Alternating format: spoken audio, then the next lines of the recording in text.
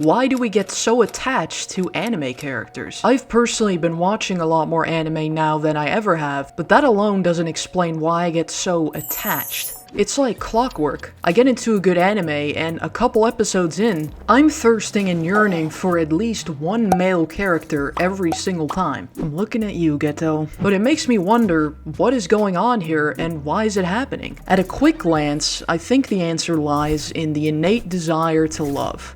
At the core of attachment is love, and the way that the ego inserts itself into the storyline of an anime is the basis of becoming attached. If you're prone to getting attached to celebrities and fictional characters, chances are that these parasocial relationships model the relationships you have in real life. A parasocial relationship is defined as a relationship that a person imagines having with another person whom they do not actually know, such as a celebrity or a fictional character. It's typically categorized by an imbalance of sorts, a fan spending a disproportionate amount of time and resources on the relationship compared to the celebrity or fictional character. The more types of content you can consume in a parasocial relationship, the stronger the bond becomes. If you think about it, it makes sense. In a normal relationship, the more time you spend with someone in various ways, the closer you can get to that person. In a similar fashion, this applies to parasocial relationships. TikTok edits are just one alternate way of spending time with that character. These edits are the perfect medium for exaggerating the hotness levels of a character. Your brain makes it hard to distinguish that it's not real, and it deepens your attachment as a result. I saw this TikTok by Foz Meadows, and one of the first points they make is that it's incredibly easy to get into a parasocial relationship, especially if you're more often the listener in your relationship, someone who is mostly there for the other person and stays silent about their own needs so as not to feel like a burden. So when you encounter an anime you really like, there's this familiar and comfortable dynamic of witnessing and observing others live their lives without your input. Especially in anime, these characters live very extraordinary lives and do crazy and impressive shit all the time.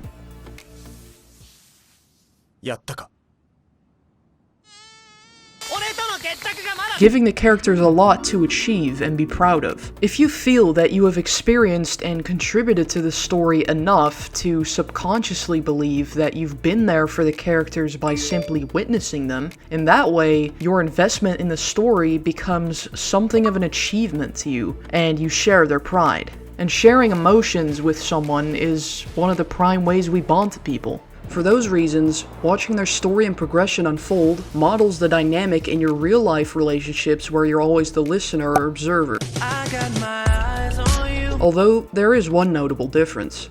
That being, anime characters can't let you down in the same way that your friends or family could. They might be flawed, but only to serve some greater purpose in the story. Overall, main characters are designed to be easily lovable. They're often a combination of smart, attractive, relatable, powerful, cute, etc. Not only making them easily lovable, but putting them at a perfect, unreachable distance to admire all of their good parts without any repercussions.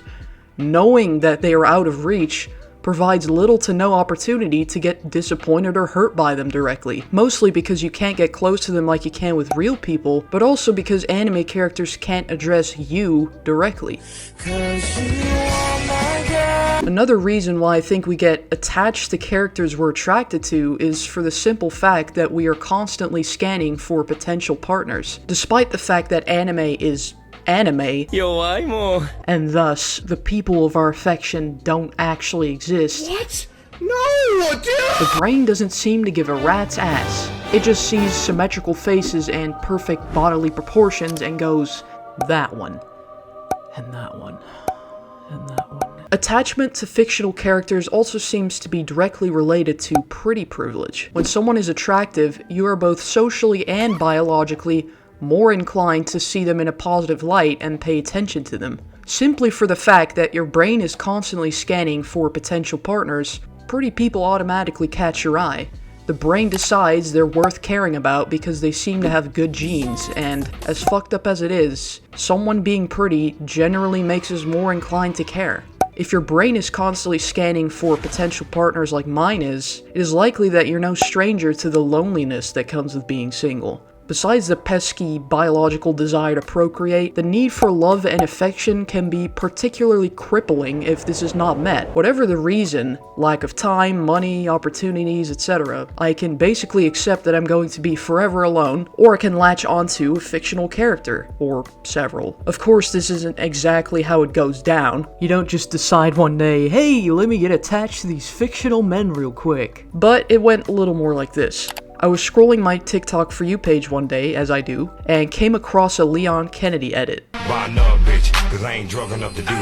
I had no idea who the character was, but it made me feel something regardless. Oh, it made me feel something, alright. TikTok's algorithm, being as cheeky as it is, took note of the fact that I just spent the next 4 minutes staring at this video game character doing something vaguely sexual, and started feeding me more related content. Soon enough, it wasn't just Leon, but Ghost, Koenig, how the fuck do you pronounce that?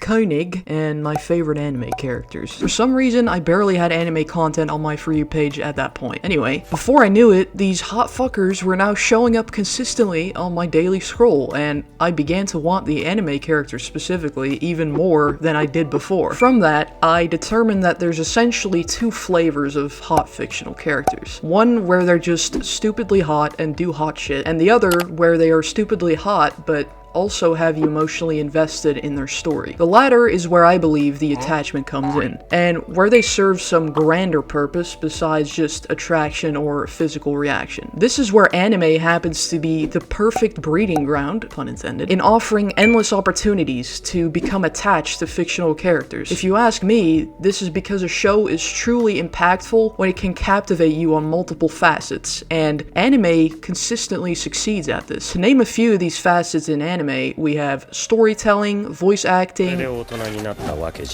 character design and personality, relatability, art style, animation, OSTs, and probably a lot more. Storytelling is especially relevant because humans have been telling and listening to stories for thousands of years. And so with an incredible anime usually comes incredible storytelling. And with this storytelling comes strong emotions. Because we experience strong emotions from good storytelling, it is not surprising that we start to care about the characters in the anime that we watch. Expertly engaging storylines and sad backstories keeping you locked in until the last episode. The need to love others and the need to be loved also plays a big part in parasocial relationships with fictional characters. Especially when you're lonely, pouring your love into others makes you feel happier as your brain releases dopamine, your serotonin levels increase, and oxytocin is produced. On the quest of thirsting for the character, you also encounter large masses of people in the comment sections who are experiencing just what you are. This can help to fulfill even just a smidge of our desire for community, making us feel less alone, even just for a moment. But in order to truly get to the root of our attachment to fictional characters, we first have to acknowledge the psychological effects of being attracted to someone who doesn't really exist. For one, there's a certain addictive quality to experiencing the pain of the unreachable. After pondering on why exactly this kind of pain could be addictive, I realized that the answer was more insidious than I initially expected. It's control. If there's one thing the brain loves, it's being in control one way or another. Intentionally feeling that pang of loneliness when you drool over fictional characters gives you a sense of control you otherwise don't experience in most areas of your life. Similar to revenge bedtime procrastination, where you spend excess time being awake at night because it is the only time you have control over your peace, even when it hurts you the next day. Thirsting over anime characters turns involuntary loneliness, which feels painful and hopeless, into voluntary loneliness, a deliberate act. Instead of being depressed, lonely, and helpless, at least you can feel lonely on purpose and have someone to direct your affection to. Because you know they're fictional and unreachable, it directly validates the loneliness that follows. They're fictional, no one can have them. Of course that would make me feel frustrated. As a bonus, they can't leave you because they're not real. You have full control over the relationship in that sense. When exploring the source of attachment to fictional characters, the physiological side of things should also not be undermined. Due to our consistent scanning for potential partners, I believe that sexual interest in characters plays a large role in our attachment to characters. While the neuroanatomy of sexual behavior is incredibly complex, I am quite confident in saying that sexual attraction likely informs emotional attachment in this case. In other words, your sexual attraction to a character makes you more motivated to become interested and emotionally attached to them. In the case that wanting a hot character makes you feel lonely, arousal is a bit of a partner in crime, and can very quickly mask the pain of feeling lonely, making it a quick and potent distractor. It is hard to focus on feeling lonely when you are deeply mentally immersed into a fantasy where you're not lonely. So not only do we feel more in control when we fantasize about characters we can't have, our sexual response to them can temporarily mask any painful feelings that get brought to the surface. In this way, it might be the case that some of us enter a cycle of solving our loneliness with fantasies of fictional characters, which make us feel lonelier because we can't really have them, and relying on our fantasies to distract us again and again. It never really solves the problem, as it is ultimately just a coping mechanism. But hey, maybe the real insatiable desire for a hot fictional anime man to break the bed is the friends we made along the way.